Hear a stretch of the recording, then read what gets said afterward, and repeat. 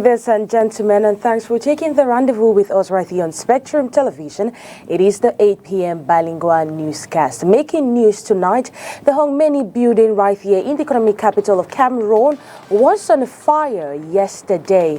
This is where the LTM television is situated, and we will be bringing you updates as to what exactly happened and some interviews as well. Still in this newscast, we talk about Breast Cancer Day, Cancer Awareness Day. February 4 is commemorated as Cancer Awareness Day, considered as one of the leading cause of death in Cameroon. This newscast takes us through the epidemiological situation of this pathology in Cameroon. And last but not the least in sport, we talk about the launching of the Cameroon Youth Academy today in the economic capital of Cameroon, Douala, by the president of the Cameroon Football Federation. That and many more will be yours in a bit. Thanks once more if you're just joining us. It is the 8 p.m. bilingual newscast right here on Spectrum Television. Leila Renganzeu opens this news in the French language. Good evening to you, Leila Renganzeu. Bonsoir à vous, la donnée ton dessin. Mesdames, bonsoir, monsieur, bonsoir et merci d'être avec nous. Il est 20h sur les antennes de Spectrum Télévision, c'est le journal.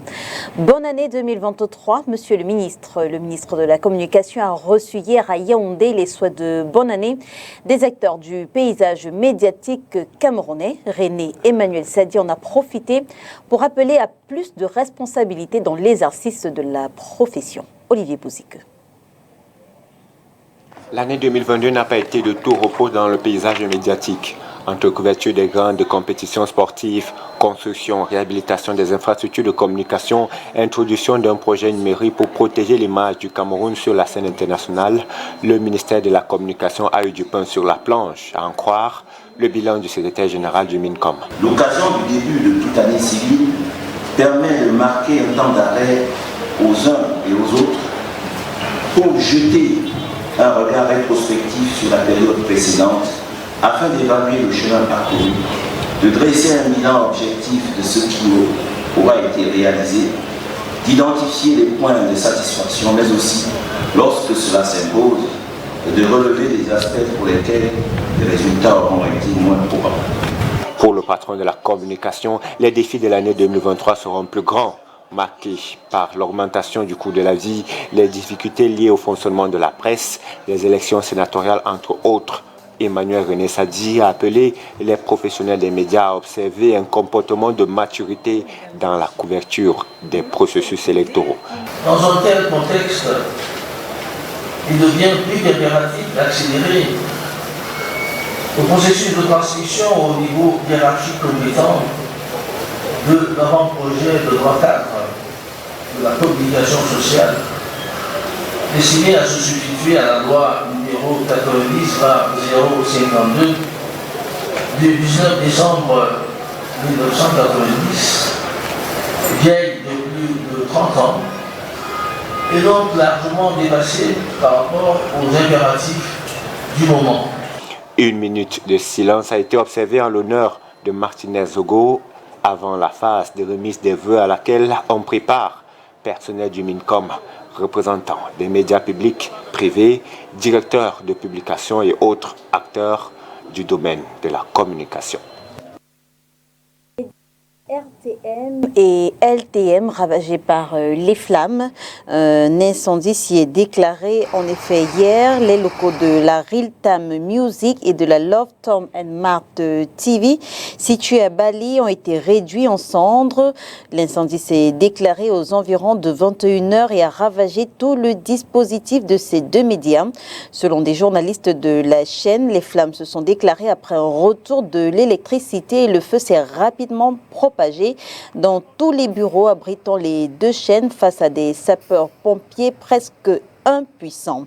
Les chaînes RTM créées en 2001 et LTM créées en 2009 sont dirigées, je le rappelle, par Marthe Ngomwara, plus connue sous le pseudonyme de Dinali depuis le décès de son époux, le chanteur Tom Yon. Je vous propose à présent d'écouter le gouverneur de la région du Littoral présent sur les lieux hier. Vous entendrez également Frédéric Moutomé. Il est journaliste et il exerce à LTM.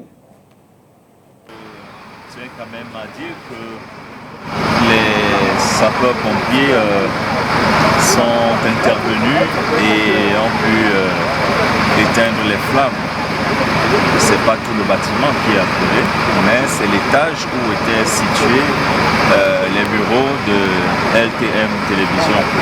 Donc nous voulons d'abord saluer le fait que les responsables de cette télé ont alerté la présence de l'incendie dans leur bureau et nous avons donc mis en branle la synergie habituelle des sapeurs-pompiers, du secteur militaire, de l'aéroport qui sont ainsi arrivés et à l'heure où je vous parle, les flammes sont complètement éteintes. Mais nous pouvons quand même regretter le fait que les bureaux ont connu des dégâts assez importants.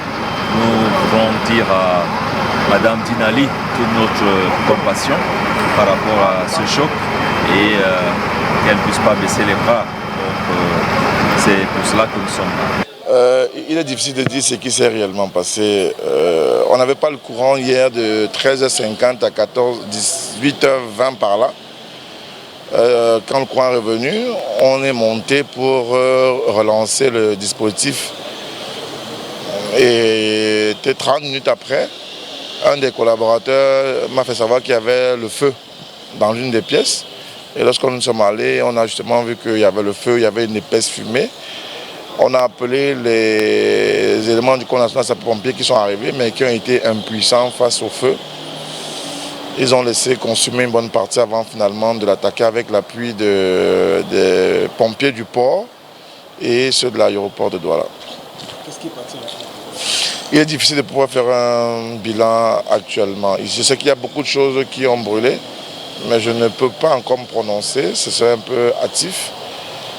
La meilleure chose, c'est d'attendre qu'on finisse de faire les évaluations avec la direction générale et Madame la Présidente du conseil d'administration et les autres personnels. Et ensuite, on saura exactement ce qui a brûlé, ce qui n'a pas brûlé. Mais c'est difficile de pouvoir dire. C'est un véritable désastre en haut, là, pour nous.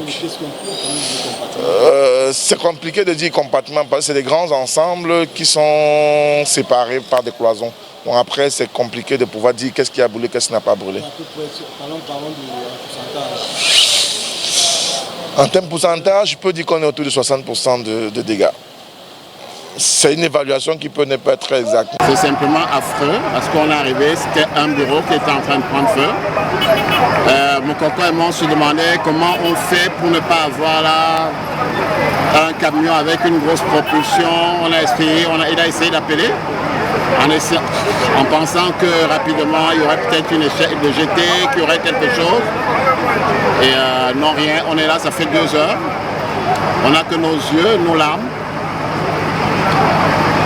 Les pleurs parce que ça fait mal. J'ai vu les débuts de LTM. Je ne sais pas dans quel état Dinali va se trouver en ce moment. Je pense aux confrères qui sont là. C'était la radio, c'est la télé. C'est très difficile. Beaucoup de courage à la présidente directrice générale de LTM et RTM, Madame Marthe Ngomora, plus connue sous le pseudo de Dinali, et également beaucoup de courage à nos confrères. Économiquement, accompagner financièrement les entreprises féminines, c'est le but que se donne le programme Wonder, lancé il y a peu dans la capitale politique du Cameroun. Il s'agit d'une plateforme qui ambitionne à long terme de rendre plus de 50 entreprises camerounaises dirigées par des femmes très compétitives. Selon les chiffres de l'Institut national de la statistique, la participation entrepreneuriale des femmes au Cameroun est concentrée à 38% au sein des très petites entreprises du secteur tertiaire. Ces entreprises sont confrontées à de réelles difficultés de fonctionnement. Je suis à la 3e entreprise créée avec beaucoup de difficultés. Dans notre environnement, le financement n'est pas aisé pour les femmes. Dans les banques, on vous demande un niveau de garantie que vous ne pouvez pas donner. Et pour traverser un cap, il y a certes besoin de la formation, du coaching, mais également de l'appui financier.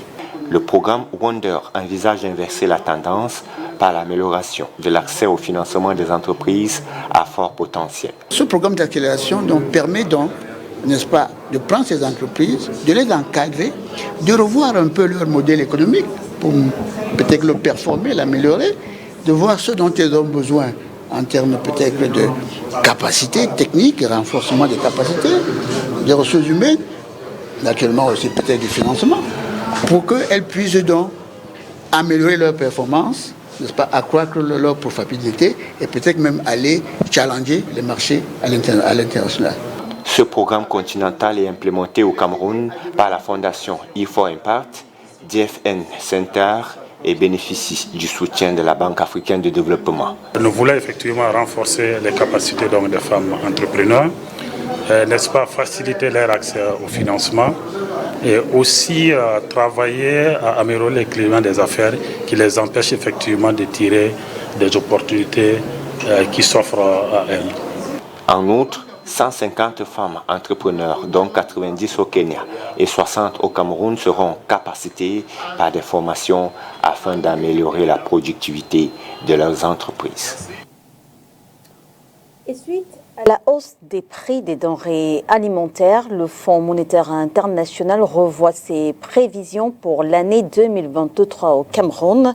L'institution table désormais sur un taux d'inflation de l'ordre de 6% et non plus 2,8%, comme c'était le cas avant la fin de l'année 2022. Makedali Tinotium.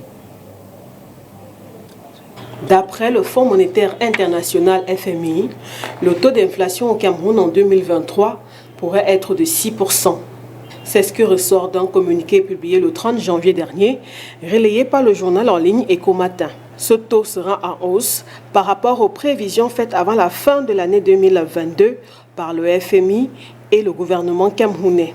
Le FMI tablait notamment sur 2,8% et le gouvernement sur un taux d'inflation de 3%.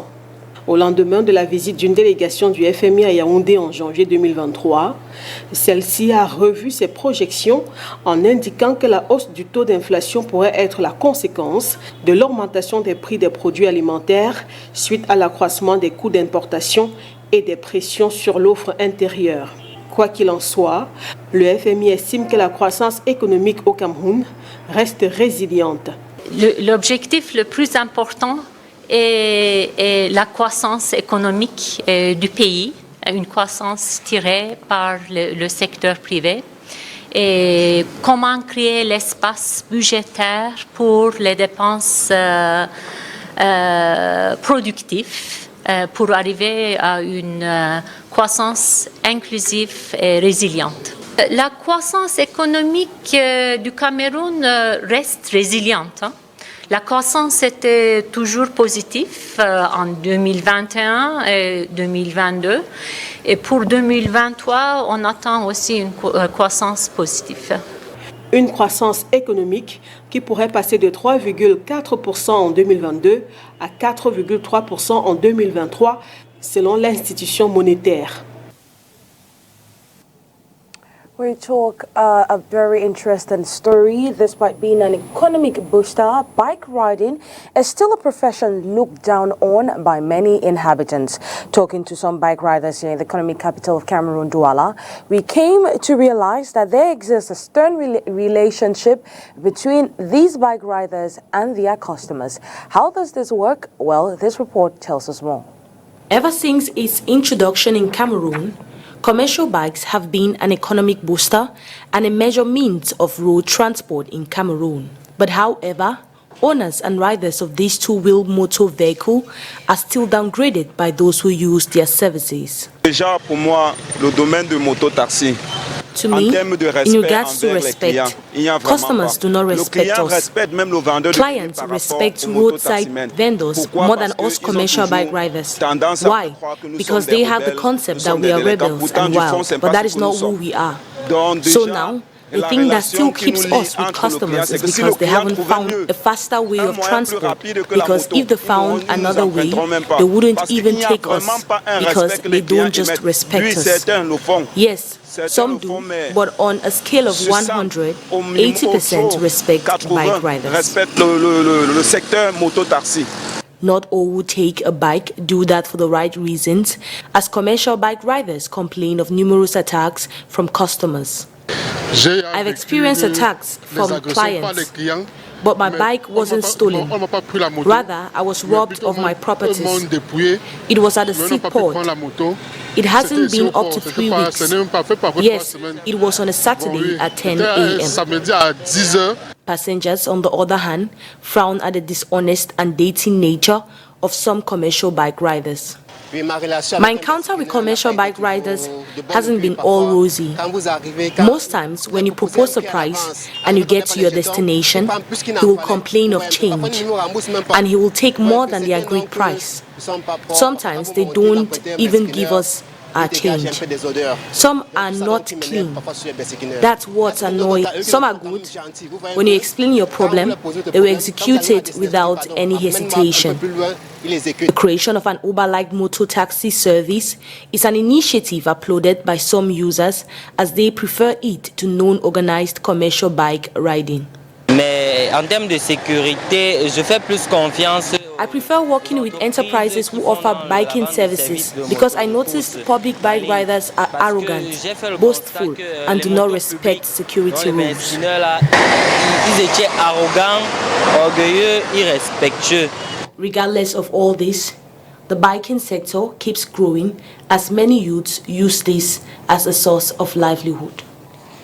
En santé, ce 4 février est la journée mondiale de lutte contre le cancer, une occasion pour rendre hommage à toutes les personnes touchées par cette maladie et également pour passer à l'action. Au Cameroun, 39 000 personnes vivaient avec le cancer en 2022, une pathologie qui constitue pour les oncologues un problème de santé publique. Inès Pangan.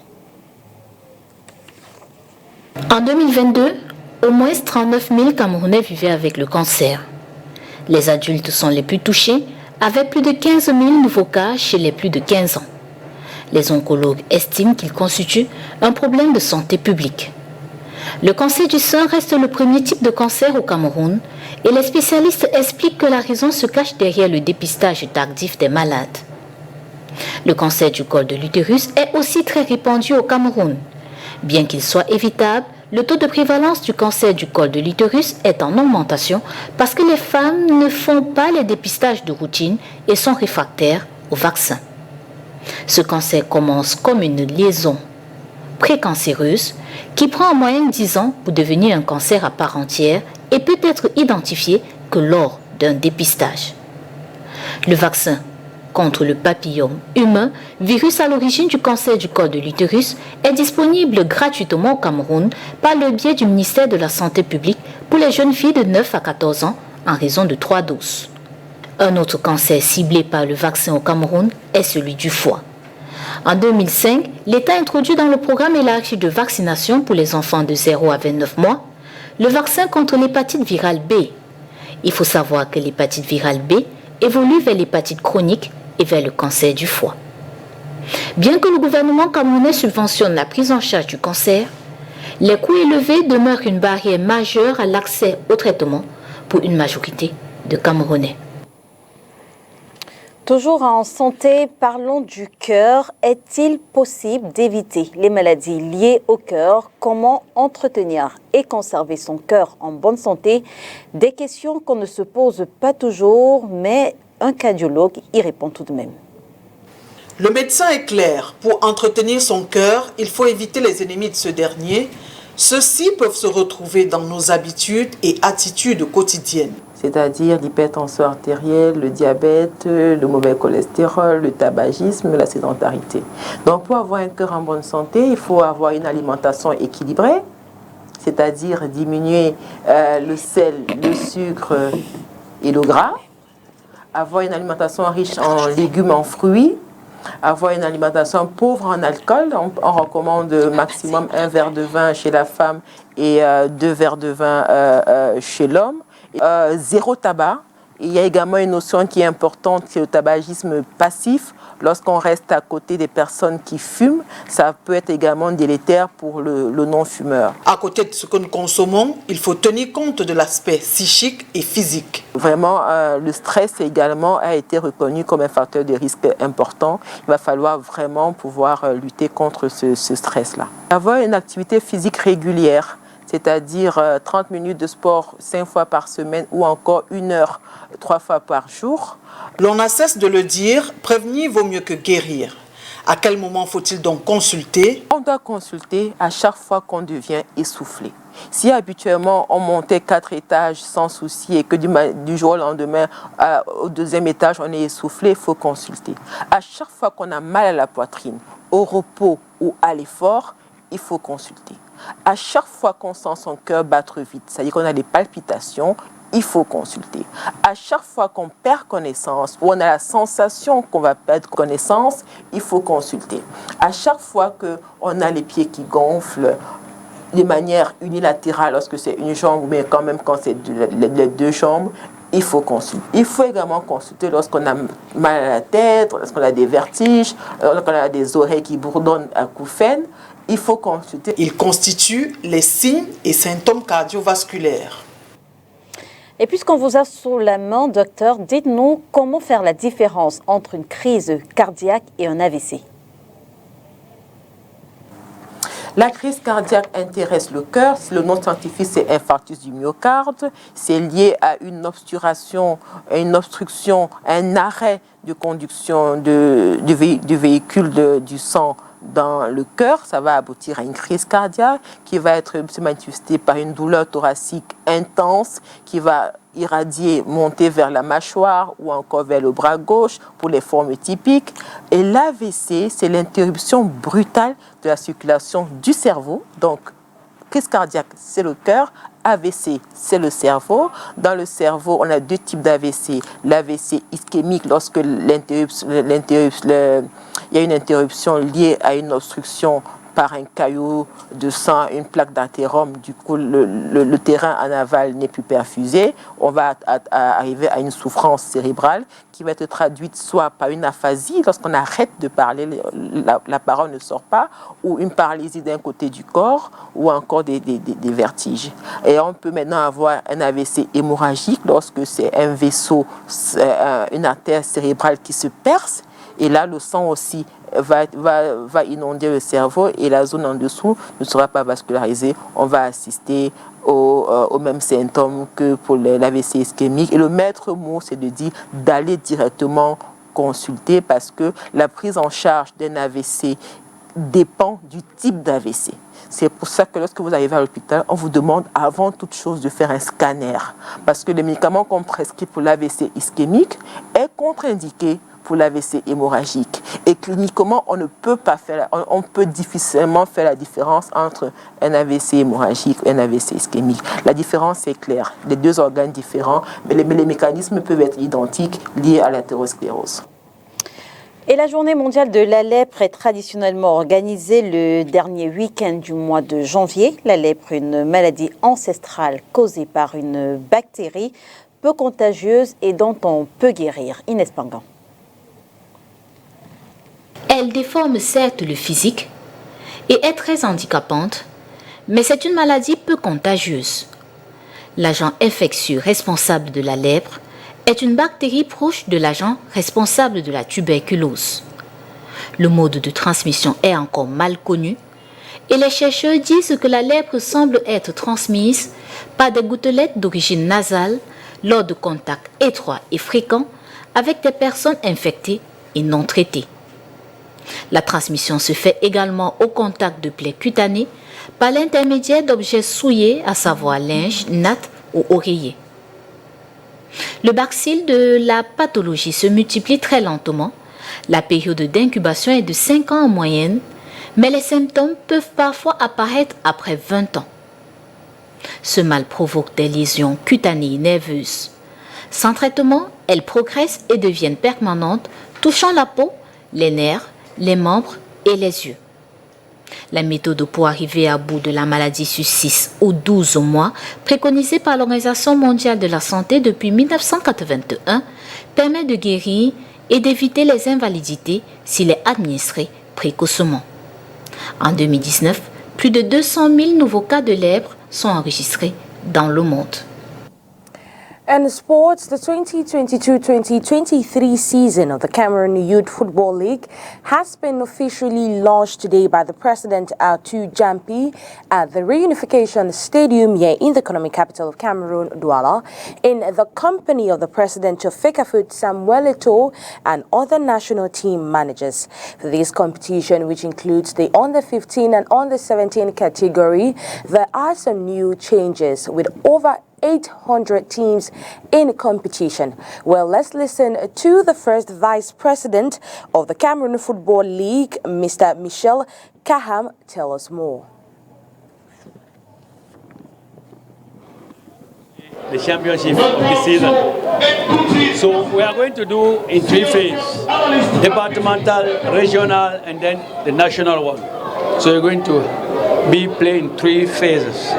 So I just hope that all these guys, that are going to do it properly, we are going to be very strict on ages, to cut that. They should not be a whole player playing this championship. But as I've seen, there are a lot of excitement to go into the championship, which is very important for us. As we have 80 teams,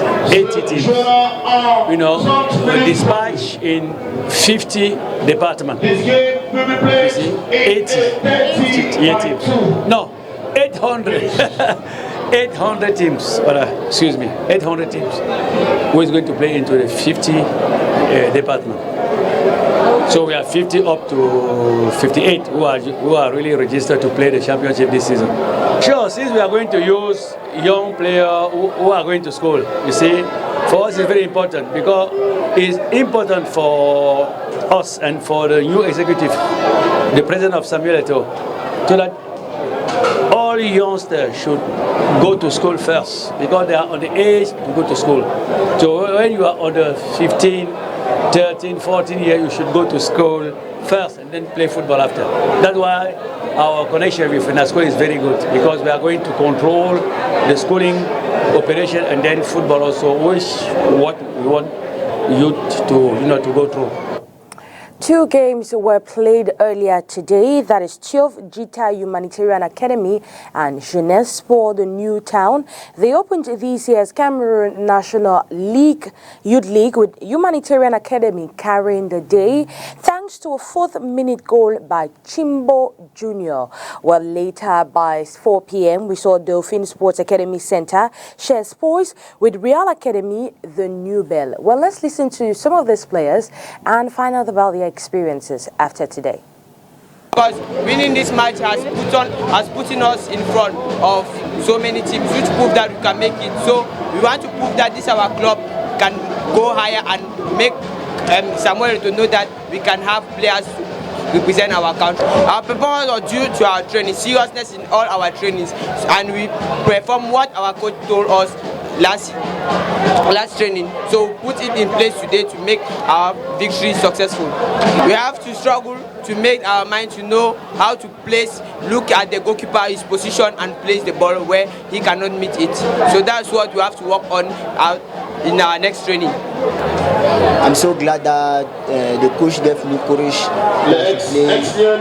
play for this match. I don't feel very happy. It's just that we need to prepare for the next match. We played very well. Just that we do not have so many opportunities to score. We'll just prepare. We'll just go back and prepare very hard so that for the next match we can do it perfect. Now that puts an end to the 8 p.m. Bilingual newscast right here on Spectrum Television. Do have a blessed weekend in the company of our programs. Good night to you, Leila Renganzeux. Bonsoir à vous, la Donnette Tondis, mesdames et messieurs, merci de nous avoir suivis. On se retrouve dès demain 12h sur les antennes de Spectrum Télévision dans le cadre de votre émission de débat, cet hebdo. Et demain, pour parler de l'affaire Martinez-Zogon, on reçoit François Bicoro, on reçoit Xavier Messé, on reçoit également Maître Biliga, Joseph Claude et bien entendu Franck Essy. Au téléphone, nous aurons Jean-Bruno Tanier. À demain 12h, si bien sûr Dieu le veut.